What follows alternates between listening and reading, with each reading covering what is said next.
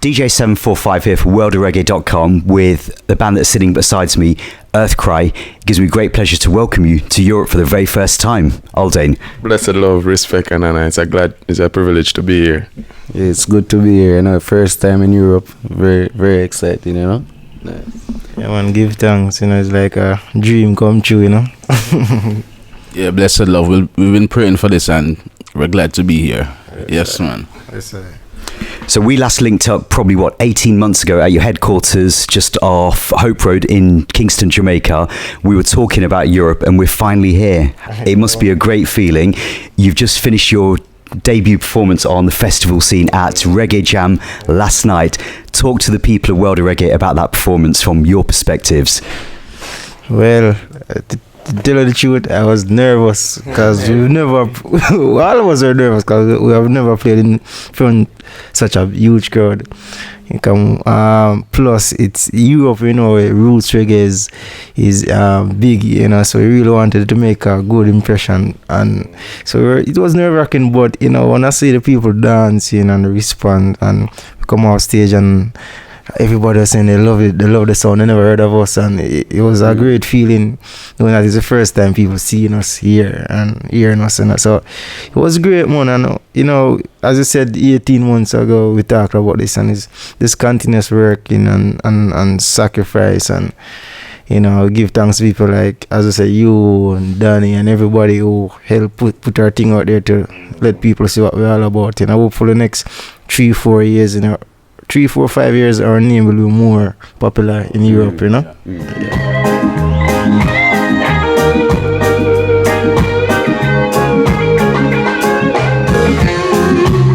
morning draws near,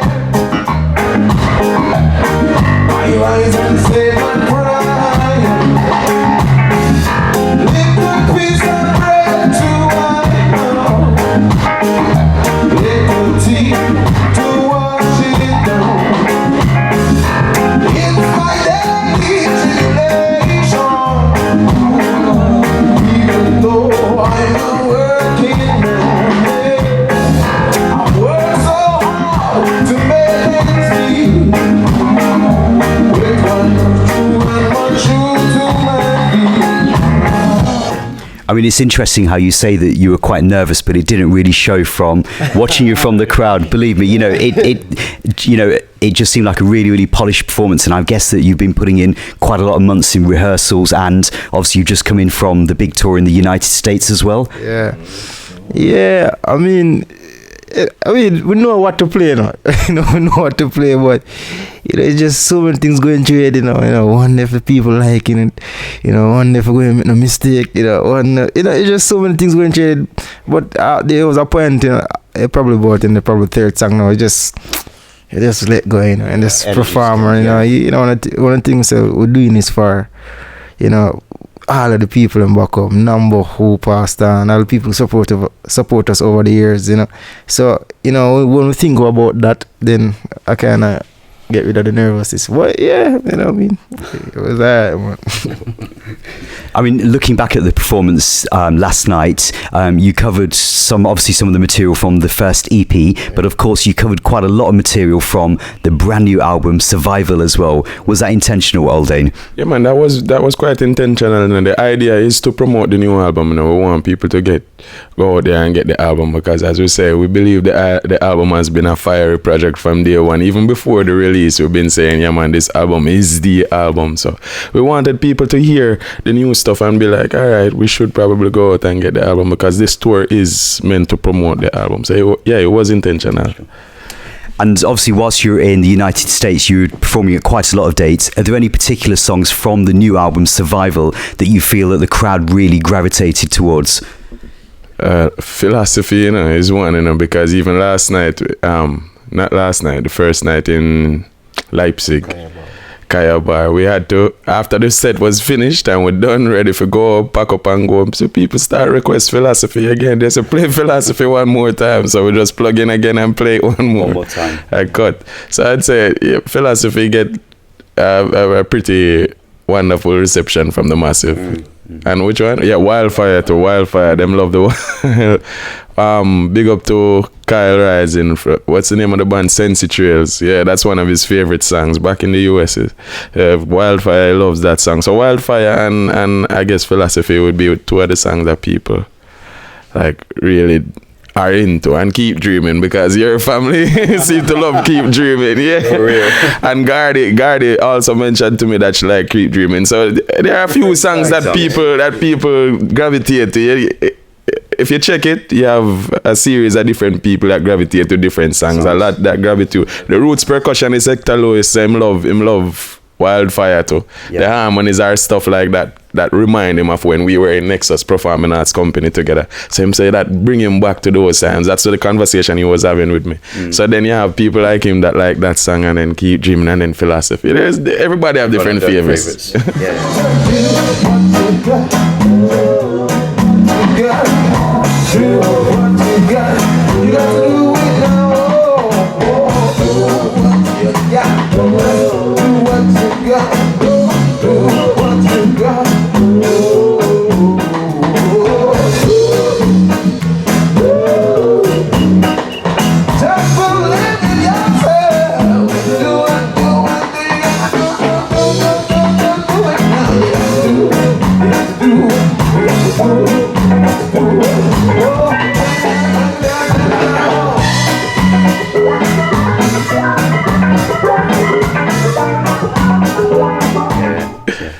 And I mean, before the tour in the United States, I know that you spent a few months over in the Middle East as well. Yeah. Yeah. How did that come about? Well, they just actually saw us on Facebook, and I thank God for technology and the internet, because they actually just saw the thing on the internet, and we were like, all right, we're interested in having you guys over here. So we made them speak to our manager at the time, and we set up the thing, and we went over there, and the reception was great, because we never knew there was a following as big as that for reggae in Qatar. You would never expect to find. What I'm realizing though, with us doing road traveling and performing on the road so often now, is that there is a corner for reggae in almost every little pocket in the world. You find a little spot that the reggae fans are. I'm realizing reggae is a global thing, much more global than we realized before. Yeah, but yeah, it's very, very true, because you can go into, I mean, when we look at the location for the Reggae Jam Festival, it's in a really rural part of Germany, and I kind of think I think that this festival has been going on for well over 20 years. Every year, right in the middle of a really small like town or village in very rural Germany, but you see the thousands of people that are out there. And something tells you that reggae music is much bigger than the cities that you would, kind of think are very popular for reggae. So, you can look at obviously places like some of the big cities in America, like New York and Florida and things, London, of course, Paris and things. But it's much, much bigger and deeper than that. Because you see, the thing is, when we were even telling people, because as you said, it's a rural area, when we were even telling people about where we're going to be next, and they said, where's Reggae Jam? And we tried to show them the name, because we can't pronounce that German stuff, so we show it, and they're like, we've never heard of that place. And then we start driving to this place, through the place, and Philip was like, this remind me of country. Yeah, it have a little country vibe. So when we see the place, and it have a little country vibe in the surrounding, and then so many people still out here just dancing to the reggae. They love the reggae. It's a very wonderful feeling to see how much the Jamaican culture is soaked up by the rest of the world. We were even talking about it when we went to one of the sound system sessions last night, the dance hall tent, and we're checking out, but we're saying, we're in there and we're all saying, this feel like yard. We're there yard, because there's no difference between yard and what is happening in that tent. So we're like, I was impressed with how much the culture is soaked up, because you guys here really love the Jamaican culture. You absorb it and make it your own. You become the culture. So is that it impresses us. So we want people back home to understand how big our culture is and how respected our culture is. So the onus is now on us to go back and say, all right, we need to do something better, because right now reggae is not doing so well in Jamaica, the home of reggae.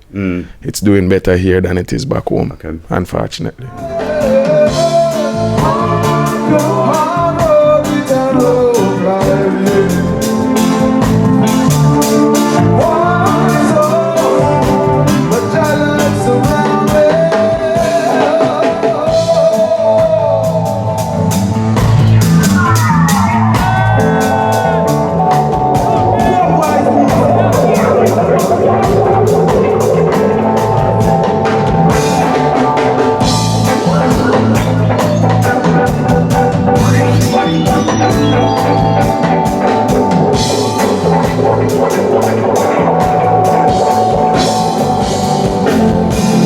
quite a few years now, a lot of artists and people in the music industry are saying that the music that's being made in the birthplace of reggae music, Kingston, Jamaica, is not being played on the radios and things.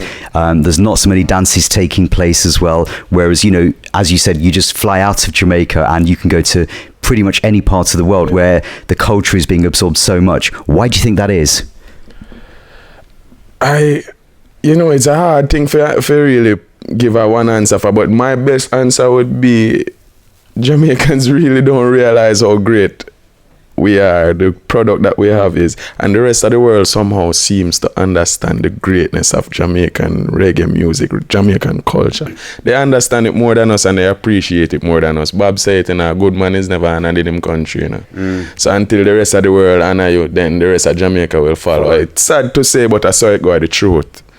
And probably that's the case that is happening right now at home with a lot of the reggae music, because we were at home for a while and we weren't getting no shows at one point, you know, until they had to put article in the Observer. Hear Their Cry, we're not getting any shows. That was the situation at one time, you know. The title of the article was Hear Their Cry, because we're not getting no shows. These are the things that happen because we are making reggae music, and when we come here, people saying to us, yo, you guys making real reggae music, the real reggae music from the 70s and so, like from Bob Marley time, it sound like it coming from that time. That's what people say to us, but at home we're not getting no play.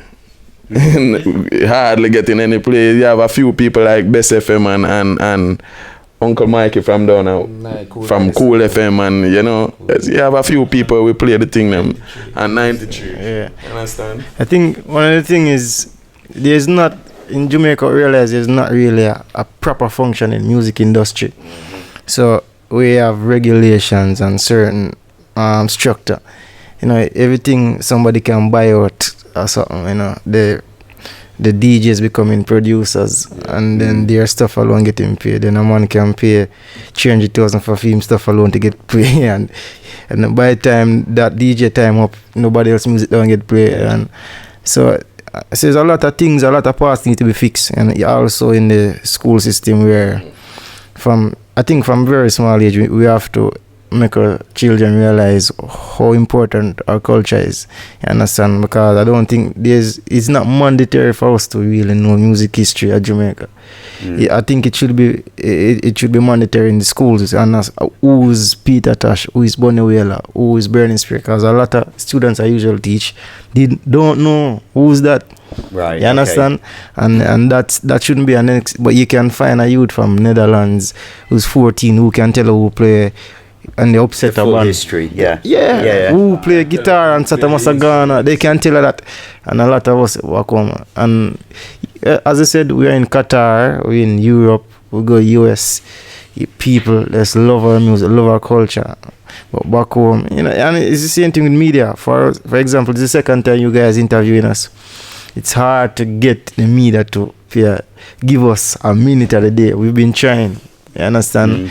But whenever there's some sort of controversy or something like that, that's the only thing that takes up media. Meantime, the rest of the world is going with structure, culture, with our culture and our reggae, and making something big of it, you know. So I think a lot of things need to be fixed. Understand? As I say, it's a very small country, you know, and we have to be careful of how we, as a country, or we put out things out there. You understand? If everything is to be bought out and there's no structure and there's a lot of see, music industry is one thing, but the society and a whole in Jamaica is another thing that needs to be fixed. So in order to fix the branches, you have to fix the root too. You understand? And it starts from in the home, with the home values, certain things that we need to fix in the home. That we see in the schools, you know, when students come to school, some of the behaviors and the things that are going on in school is because there's a breakdown of values in the home. And these students leave from the home into society, and in society have a breakdown of values also. And then even though they might have a degree, but the values and structures and things that even when they become politicians, lawyers, you know, there's no core to side. We stick to this philosophy. That's why we do a song called Philosophy and work with it. Everybody's easy to buy out, and you know. So there's a lot of things need to be fixed before you can really pinpoint and fix the branches. You know? True, man. True. That's the problem. Once everybody have a price, you're going to have a problem, and everybody has a price. For sell out them values, most people, well, not everybody, because I wouldn't say we have a price to sell out our values, because we not sell out none at all where values are concerned. But you see, once that thing, I watch a little movie, I can't remember the name, and my brother said everybody has a price for something, and that is the problem. Some people, once you name the price, they sell out. We just need to hold firm to the philosophy that you have, and you'll be all right. Yeah, yeah.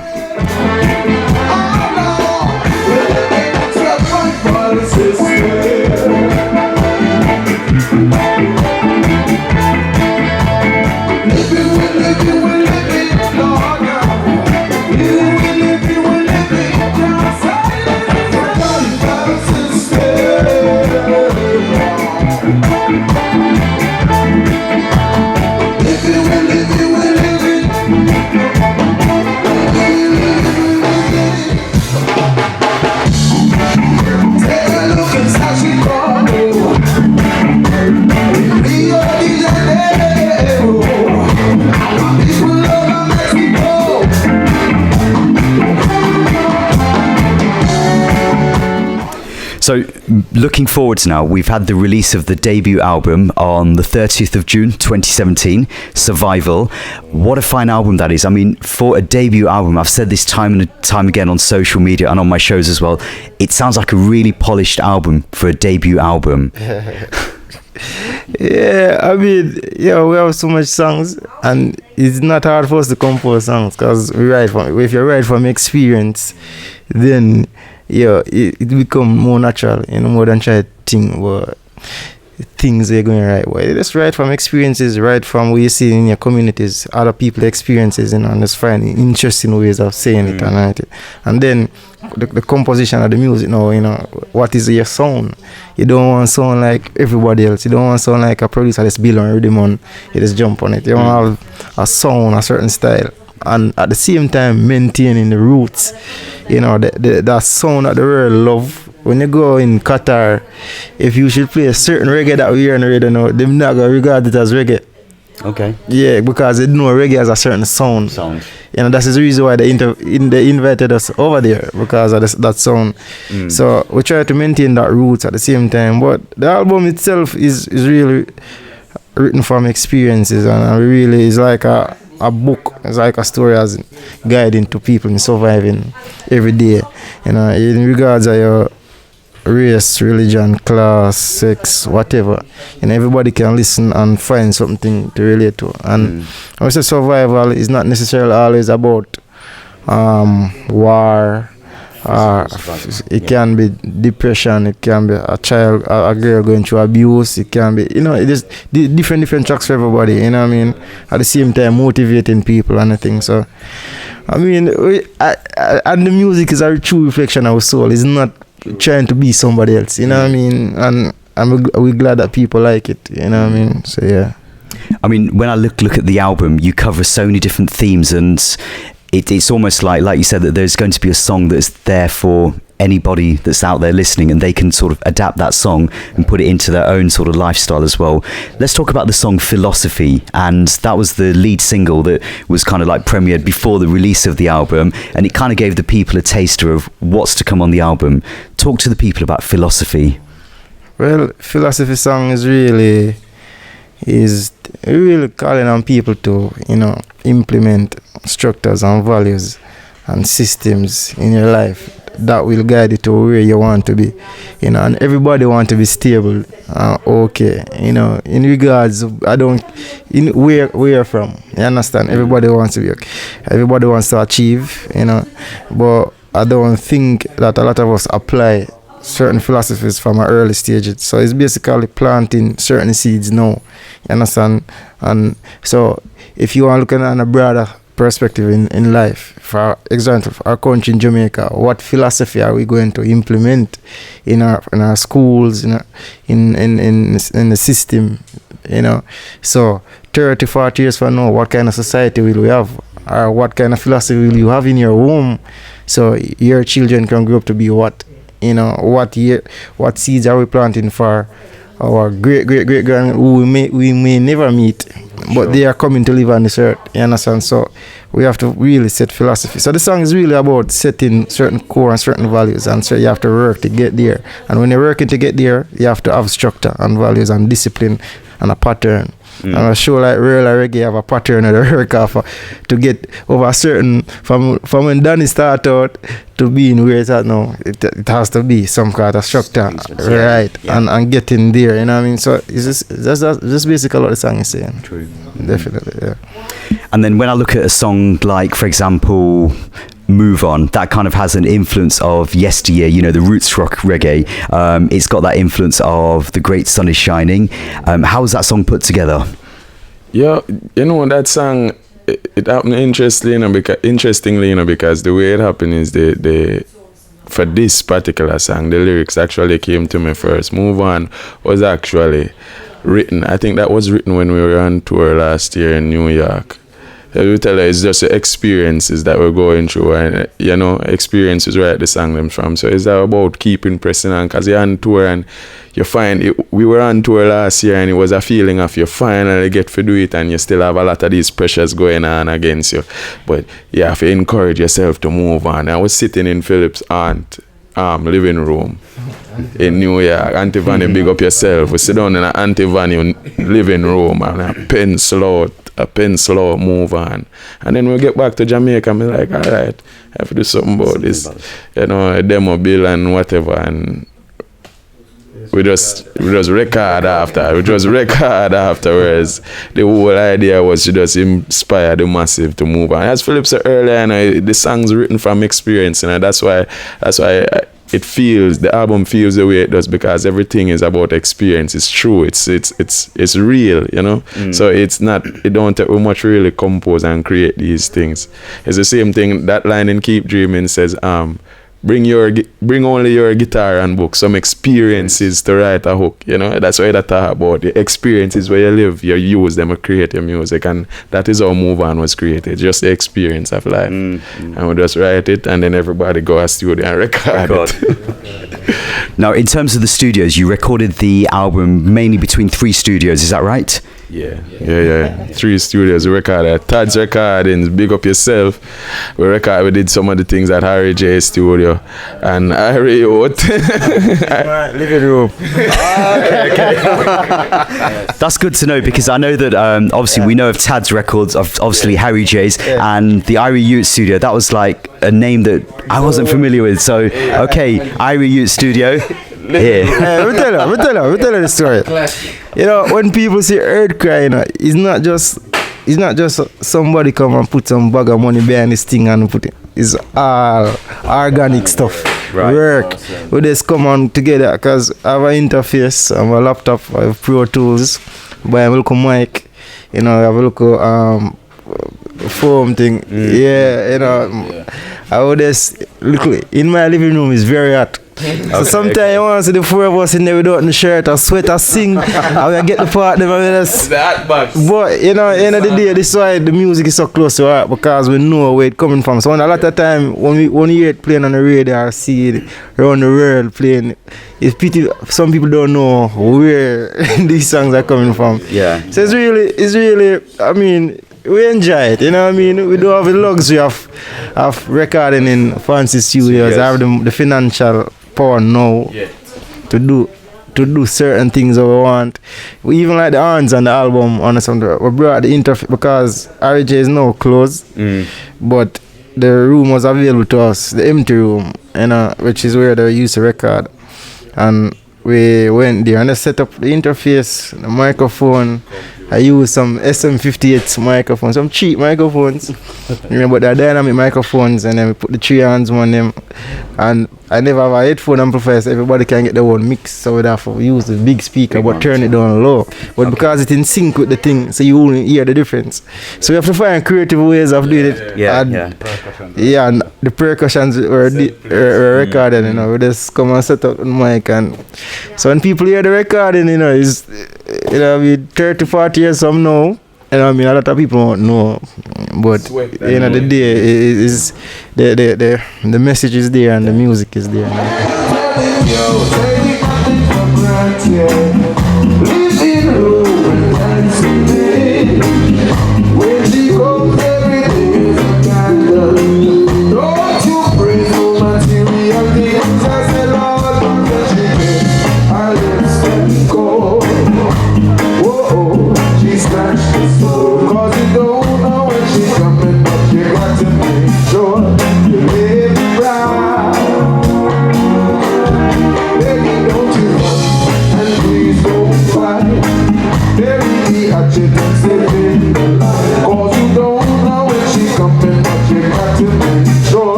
there and the music is there, you know what I mean? But you see, if you hadn't actually shared with us that, you know, there's some of the background to how some of these songs were recorded, listening to the final product, you would not know. I mean, you know, when you look at for example, like the horns on New Leaf, it doesn't sound like it was maybe recorded in that kind of circumstances. Yeah, man, because, I mean, and then I mixed the album at home, you know what I mean? Because, as I said, you know, we don't have that luxury to go into a big studio for hours and mix. So we have to find. So I keep listening back to some other records that I like, compare it, and then go back on it. You know, it was, and philosophy was actually I mixed that song in the air, in our apartments in Qatar in the bedroom. Right. Because what happened, I was waiting to come back to Jamaica, but I met a guy there that do music videos, and they said they would do the music video for us. No, like free, but they have to do it now. I said, Jesus, I have to go home and just try my best with the look of. I brought my speakers to Qatar and did what I could do and send it to my virgin Alex Sarakadis in Sterling Sounds. Big up yourself. He mastered it and sent it back, and then we shot the video, and then, you know, the rest was history. So, you know, it's all about being creative, and if you love something, you know what I mean, you know, It comes natural. it just come naturally, yeah, man.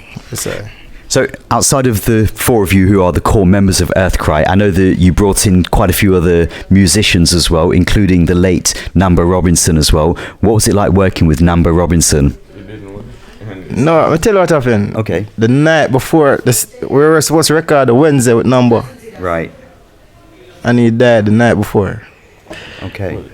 The morning before, yeah. So we're all, cause I spoke to him the evening before, and everything was good for the session. So when I got that news, I wake up and saw the text from Nambi Robinson, which is his son. I was wondering if it was a joke, because I spoke to Namba last night and everything was good, you know what I mean? And then it was we could even do the session that day, you know. So, but Sheldon, who always work with Namba, I mean, came in and we brought Peso and trombone and Upton and trumpet, and, you know, we came together and pool ideas, and I have to give respect to Sheldon for really stepping up and, you know, giving some nice ideas and things, you know. And it was rough still not having Namba, you know. Namba is like our father. If you look at most of our videos, our performances, our pictures, Namba was always there on the stage somewhere. When nobody was giving us no shows, Namba was the person who gave us the equipment and said go play around the country, gave us his bus, drive around. That's how we started to look at Island Tour. And that's how I guess you guys heard about us, because you know, it's doing the shows and people start talking about us. But yeah, Namba didn't get to play an album, but we dedicate, you know, this album to Namba with performance, because Namba is really cool with reggae, and I mean, and other people play an album like Hector Lewis did all the percussion. Yeah.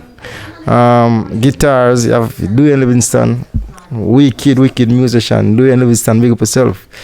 You have Andre Montalbano from Italy. We met in Qatar. We actually brought the interface. I saw him playing, I said this guy had to play an album. So the guitar solo heard and philosophy. He's the one who played it. Okay. So I had to set up my interface, you know, mic, look at amps, and, you know, record. So big up himself. Who else? Kenra Banfield. Yeah, Kenra Banfield, and he came in on New Leaf. So it was 4 hands that we used, and 2 saxophone, 1 trumpet, 1 trombone, and New Leaf. So he played on that. Yeah, I think that's it. The rest of it was us. Yeah, man.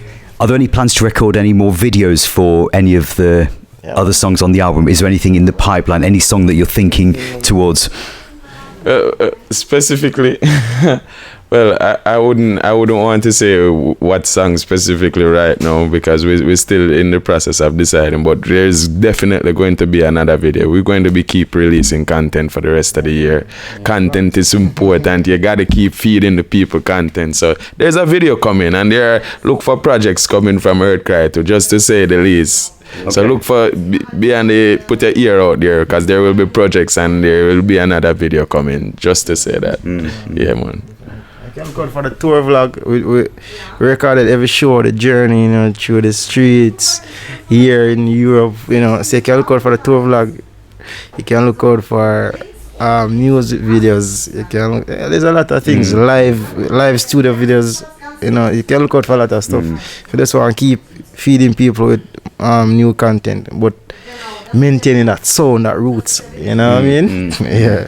I mean, I know that a lot of the things that you're talking about, you guys are really active on social media. What's your social media handles, just for anybody that's watching out there that wants to look into this further?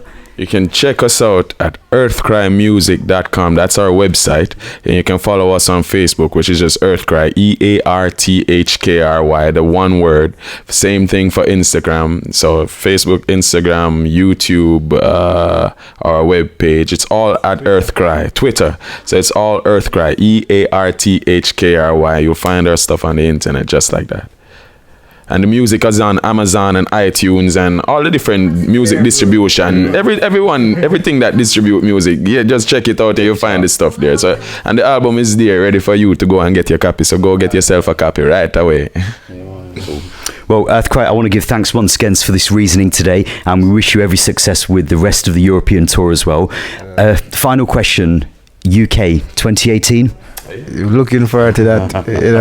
There have been so many requests from UK. It's unbelievable. So just really to find the right people to structure everything. But knowing us, once we put our mind to something, we always achieve it. It will happen. He said 2018 UK. Look out. Yeah. Well, from the World of Reggae crew, we want to give thanks for your time today, and like I said, we wish you every success. Keep on doing what you're doing, making great music. Respect and thank you for having us. It's always a joy to have you guys come talk to us. You guys always seem very interested in our music, and you don't seem like you're just interviewing for the sake of interviewing. You seem to genuinely love the thing, and we love that. You see me? So respect and honor for that every time. And this is what kind of encourages us, seeing people like you really reach out to us, because as I said, back home we might do that, nobody don't pay with no mind, so we really give thanks to Danny, creator from Rural Reggae, DJ 745. We have people like Robert Flake, England, who's Can't leave out the country, man, for real, man. Country, man, look up yourself. Robert. Yeah, man. And our engineer Omar, who's on tour with us now, Omar, big up yourself. Because we are the one who do the driving in the US, and Omar sometimes drive for 12 hours just driving us and doing video work, engineering work. Driving every glass everything, thing. man. Handyman, all over the place. Jack of all trades. Jack of all He's been with us trades. for a long time. Yeah. Okay. He's been with us for a good while, so it's really a pleasure to have him on the road. And he knows where we're coming from. We all know where we're coming from. So it's a good thing to have him with us on the road, and so it's a team effort, you know what I mean? Yeah, man. Yeah, man, we give thanks once again. World of Reggae here with Earthkry, live and direct. The album Survival is out everywhere. Amazon, iTunes. Go get a copy.